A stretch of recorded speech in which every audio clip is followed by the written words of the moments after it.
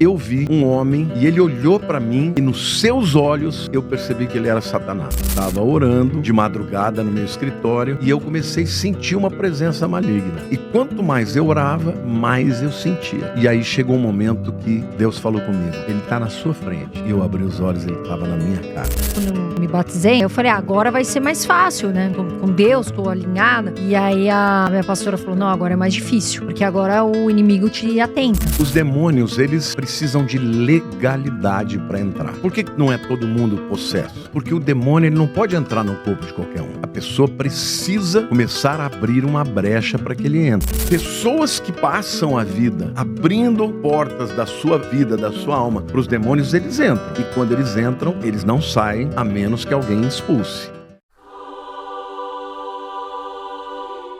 O Daniel Lopes veio aqui e ele falou o seguinte: eu já tive contato com demônios, eu já vi demônios.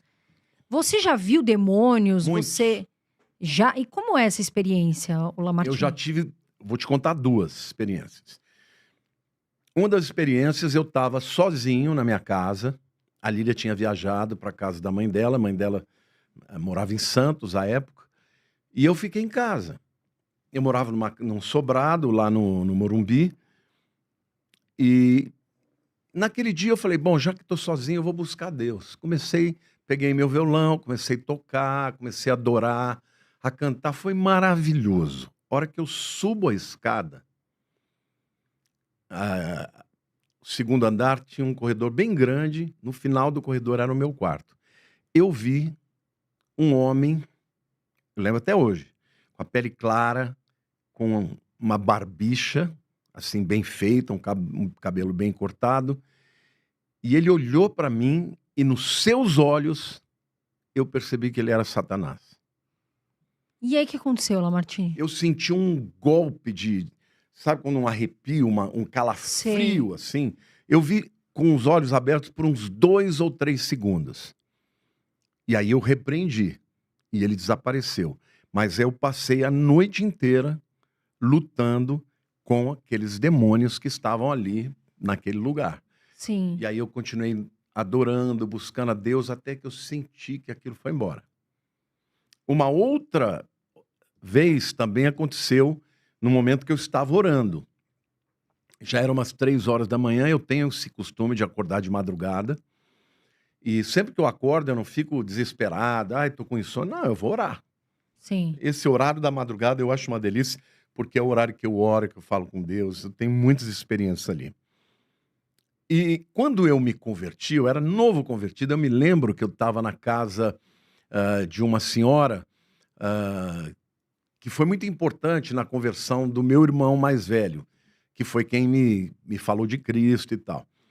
Então, a gente teve um culto maravilhoso, eles contaram as experiências sobrenaturais, e eu fiquei assim, animadíssimo, né? Quando eu fui dormir, eu comecei a orar.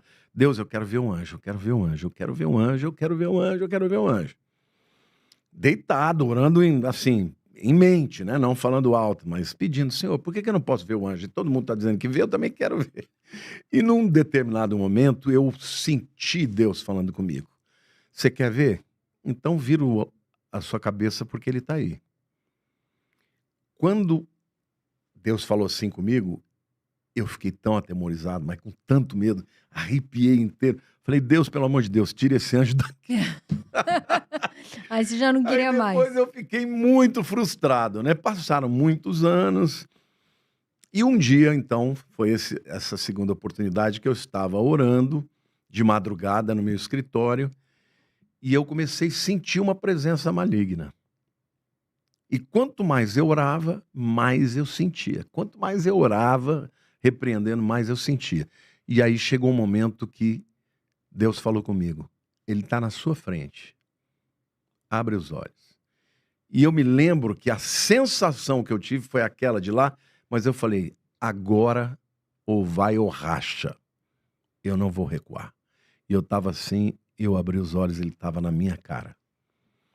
E ele começou a falar comigo em pensamento, me propondo coisas para que eu me tornasse um feiticeiro, porque ele tenta virar a cabeça, ele né? iria me tornar conhecido no mundo inteiro. Olha que coisa. Se você me servir, você vai ser famoso, você vai ser isso, aquilo. Fiz um monte de propostas, Carol. E eu fui repreendendo, eu sentia Jesus atrás de mim, me dando todo o respaldo. Eu não tinha medo, eu tinha uma grande indignação espiritual, comecei a repreender, ele foi arrastado para dentro da estante que tinha assim e desapareceu. Isso deve fazer uns 30 anos. Detalhe, tudo que ele me propôs, Deus queria me dar depois. Exatamente. Lamartine, é assim, quando Hoje, eu... só para concluir, Claro, hoje, só no Instagram, eu falo para 100 milhões de pessoas por mês. Que bênção, não? YouTube, mais uns 10 milhões. TikTok, quer dizer, Facebook, é muita gente. Que bênção. Muita gente. Eu fui para a Itália, viajei a Itália inteira, pregando italiano, inclusive. As pessoas iam falar para mim, pastor, olha, eu te sigo, eu conheci você lá no Vilela. Mas como assim? Você fala português? Não, eu te ouvi em italiano. A inteligência artificial está traduzindo. Que você... O próprio YouTube já está traduzindo nas línguas. Deus está abrindo as portas no mundo inteiro. Aquilo que ele queria me propor é o que Deus tinha para mim. Sim, E exato. eu não precisei me submeter a ele. Agora, o mundo espiritual é real. Eu tenho muitas experiências, mas muitas experiências com demônios, algumas visíveis, outras não, e também com anjos. Eu tenho plena convicção. Isso para mim é mais real do que eu estar vendo você aqui, você a mim. Então, o mundo espiritual, ele é verdadeiro, só que ele está distante de uma pessoa que vive só aqui nesse mundo, porque as coisas espirituais se discernem espiritualmente. Você tem que buscar Deus para você passar a ter discernimento desta outra dimensão. Exato. Você sabe que eu quando me batizei, né?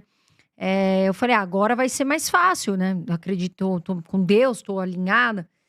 E aí a minha pastora falou, não, agora é mais difícil. Porque agora o inimigo te atenta. Agora, né? agora tem resistência. E aí eu vejo, o que eu vejo, assim, do demônio, né? Eu nem gosto muito dessa palavra. Que você tem um monte de corrente. Quando você se batiza, você tira aquelas correntes aos poucos. Só que elas não saem todas de uma vez. Então o demônio, ele fica tentando te voltar para aquilo. E se você não tem uma base muito sólida e firme, você volta, né? Então você acaba caindo de novo. E é isso que você tá falando, né? Quando a gente tem essa linha, essa ligação eterna com Deus, a gente consegue falar, não, isso não é para mim. E eu quero que essas correntes saiam aos poucos. O que é Deus para mim? As pessoas me perguntam o que é fé. E o que é fé para mim? É como se você estivesse em cima eu sempre falo isso, num prédio de 30 andares de costas e você se joga e você fala, tudo bem, porque Deus vai me segurar lá embaixo. Isso é fé, né? Não dá para você encostar, né? Não dá para ver, mas dá para crer. Então isso é Deus para mim. Agora, você não acha, ô Lamartine, que tem pessoas que nitidamente carregam demônios? Você, como pastor, Claro. olhando, você percebe isso? Claro, ixi, muitas. Por quê? Porque os demônios, eles precisam de legalidade para entrar. Por que não é todo mundo possesso? Porque o demônio, ele não pode entrar no corpo de qualquer um. A pessoa precisa começar a abrir uma brecha para que ele entre. Quais são as coisas que abrem portas para demônios? Ódio. O amor é a essência de Deus. Quanto mais você ama, mais Deus está em você. Quanto mais você odeia, mais você dá espaço para os demônios. A Bíblia diz assim, olha, irai-vos e não pequeis. Não se ponha o sol sobre a vossa ira, e nem deis lugar ao diabo. O que o apóstolo Paulo está dizendo? Que existe uma ira que nem é pecado. Por exemplo, uma indignação contra a injustiça é de Deus. Mas se você tiver uma indignação que perdure, ou seja, que você vai dormir, ela continua e continua, aquilo pode virar uma brecha. E aí você dá um lugar ao diabo. E aquela palavra lugar ali é topos, de topografia, lugar físico. Sim. Então, outra maneira de você dar lugar físico para os demônios entrarem na vida. Ocultismo, feitiçaria, drogas. Você sabia que a palavra feitiçaria no Novo Testamento, o Novo Testamento foi escrito na língua grega, né? Significa farmaqueia, de farmácia, Sim. drogas. Por quê? Porque os demônios entram através das drogas. Quando o indivíduo começa a se drogar, ele está abrindo brechas para que os demônios entrem na vida dele. Então, pessoas que passam a vida abrindo portas da sua vida, da sua alma, para os demônios, eles entram. E quando eles entram, eles não saem, a menos que alguém expulse. E para alguém expulsar, tem que ter autoridade no nome de Jesus. Então, tem gente que... Eu discerno. Eu sei quando uma pessoa está triste, eu sei quando uma pessoa, sei lá, está abatida, e eu sei quando ela está endemoniada. Sim. Porque o endemoniado, ele não olha no teu olho. Ele não consegue olhar no teu olho. Ele desvia, ele abaixa a cabeça. Para quem está acostumado a lidar com o mundo espiritual, é muito fácil de enxergar. Eu me lembro que a minha irmã era bailarina, né? Ela dançava muito bem e tal. E na companhia que ela dançava, tinha uma moça que tocava piano para elas dançarem, né? Nos ensaios e tal. Essa moça, ela vivia sendo pega pelo demônio que jogava ela no meio da rua. Ela já tinha sido atropelada por causa disso e tal. E a minha irmã, então, um dia falou: olha, você poderia orar por ela? Eu falei, claro, tal. Me preparei, orei, jejuei. Quando essa moça entrou na minha casa, na hora, ela fez assim, ó. Ela não conseguia olhar para mim. E eu estava cheio do Espírito. Porque eu tinha me preparado, orado, jejuado. E aí, quando eu comecei a conversar com ela começou a falar versículos bíblicos de cor, um atrás da outra. Uma hora eu falava alguma coisa, ela vinha com outro versículo bíblico distorcido. Eu perguntei para minha irmã, ela lê a Bíblia? Minha irmã falou, nunca. Ela estava falando possessa mesmo. Aí chegou um momento, eu falei assim, eu amarrei os demônios, falei, os demônios estão amarrados, saíram dela. Eu falei, eles estão amarrados, agora você tem a oportunidade de fazer uma decisão, de entregar a vida para Cristo. Ela fala, mas eu não tenho certeza se eu quero, porque se eu fizer isso, eles vão vir para cima de mim. Eu falei, minha querida, você está tendo uma oportunidade enorme agora, de você ser livre de uma vez. Se você invocar o nome de Jesus, você vai ser livre. Ela falou, não posso fazer isso hoje, vou fazer depois. Na hora os demônios voltaram para ela. Não tem como. Não tem como. E assim, era uma menina magrinha, minúscula. O meu cunhado era um cara que puxava ferro, forte, grande. Ela deu um coice nele que ele foi uns 3 metros para trás. Que loucura. Uma força sobrenatural. Então, assim, eu já tive muitas experiências. Muitas, eu estou contando algumas. Mas já tive muitas experiências com o mundo sobrenatural, inclusive de confronto com demônios. É totalmente real. Agora, para a maioria das pessoas, ele prefere não se mostrar. Por quê? Porque aí ele fica lá, toma uma área da vida delas, porque até a possessão tem níveis. Tem gente que a possessão é numa determinada área. A pessoa vive numa boa em muitas áreas. Mas naquela área, ela é dominada. Tá errado. Ela não consegue vencer. Então, às vezes é uma droga, às vezes é uma área de uma perversão. É uma área que ela está dominada. Agora, tem aqueles que já caminharam tão profundamente com a relação com os demônios que a pessoa já fica possessa, engrossa a voz, entende? Ela é completamente tomada em alguns momentos.